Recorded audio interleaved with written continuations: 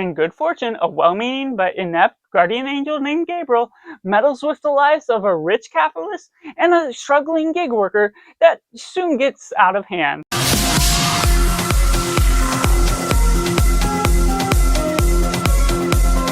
Hi everyone, welcome to Cinema, where we focus on the film. I'm Josh, this is Simply Cinema. Let me know down in the comments below what you thought of Good Fortune. Was it good, was it bad, or somewhere right in the middle? Or if you're waiting for this review to decide if you're going to see it or not, and taking it right in a positive, The Good Fortune follows about a story that's really narratively similar to It's a Wonderful Life, but it carries on its own resemblance of having comedic beats falling about along the way, yet it's still sweet and sentimental, falling about Aziz Anzari, who carries on the film as his directorial debut, and it's an excellent piece by the craftsmanship of the cinematography, the camera work, falling about pretty smoothly, nothing too tricky or unique to his style, but it's still distinguished enough that I like the flavor and how it carries on the comedy beats as well as the sweet and sentimental values that you can take and embrace from this film. There's a lot of meaningful life that you can take out of it, and falling about with the cast, we get Aziz Ansari as this struggling gig worker, we get Seth Rogen as this rich capitalist, and we get Keanu Reeves himself as the angel playing Gabriel, who normally is going about trying to help people and save the lives of those that are texting and driving. But when you combine the trio, it's a pretty delightful ensemble with Keanu Reeves that plays a relatively monotone guy, but emits the amount of chemistry that connects him well with the other two. Seth Rogen is sporadic and trying to live his best life, whether as the angel or what we're falling about with this rich guy and having to switch lives with the poor person, and going about the themes of capitalism and values of the social classes creates this interesting balance where it has something to say. It is lighthearted on some of the things. It's not over the top or heavy-handed within the emotions or with over dramatizing something. It's something that you follow about, just be able to embrace all the life that it has to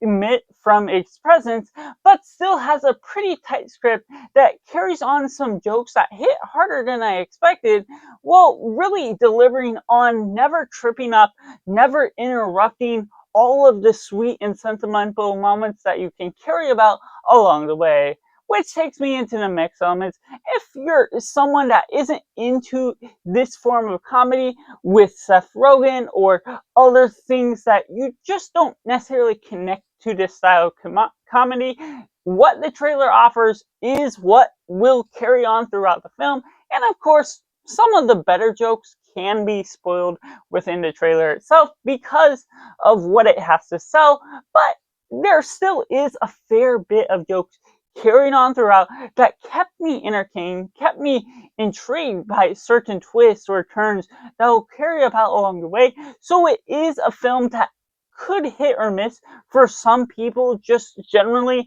in what you're trying to embrace. If you want a well-meaningful film that is more dramatized, It's a Wonderful Life may be up your alley, but in this sort of boat, it's something that's sort of a blend between a strong comedy and a well-meaningful film where it's not overly emotional, but there's also certain beats that you carry about,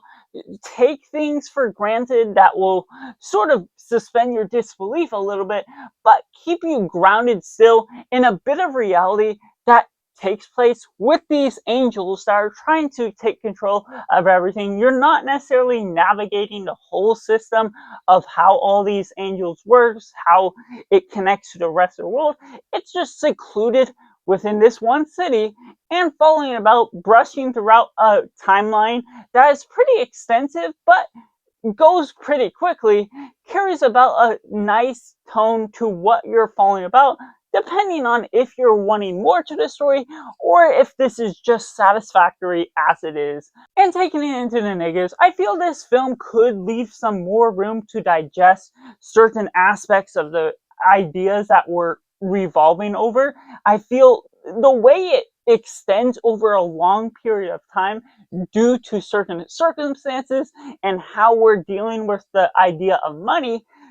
the way that all unravels just feels a little brushed over within certain struggles that could be a lot more difficult. And even in the lives of those that are struggling,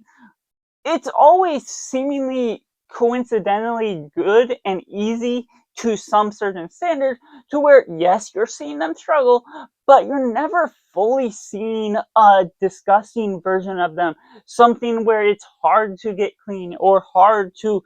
not look good for those that would otherwise be in that condition. And so there's just a matter of circumstances that we're not fully seeing something that could hit a little harder in the way that people start to get dirty or something along those lines. Even if you're making it look good for the visual effect, there still could be a better standard to what we're gravitating toward, the lower social class, the ones that can't get as good of a job, that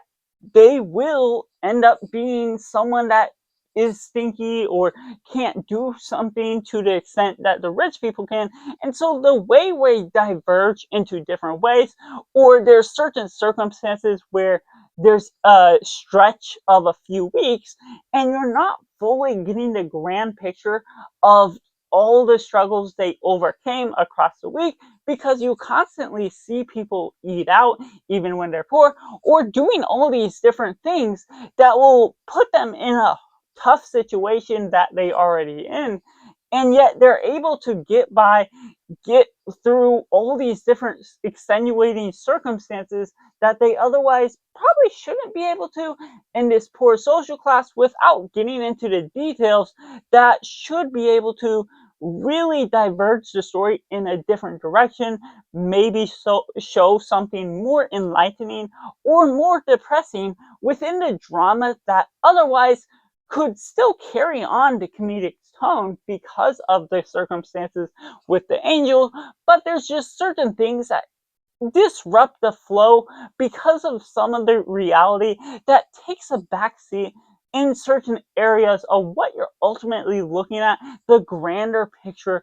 to this film and where we're falling about with this trio that goes about. So that's just my personal thoughts on Good Fortune, which I have to rate a simply 7 out of 10. Let me know down in the comments below what you thought of Good Fortune. Was it good? Was it bad? Or somewhere right in the middle? Or if you're waiting for this review and now going to see it or not, based on my review and recommendations, make sure to like this video if you enjoy it, subscribe if you haven't already to join in film culture community where we talk about the love of cinema as a whole. So that's just all, and make sure to do yourself a favor and go watch a movie.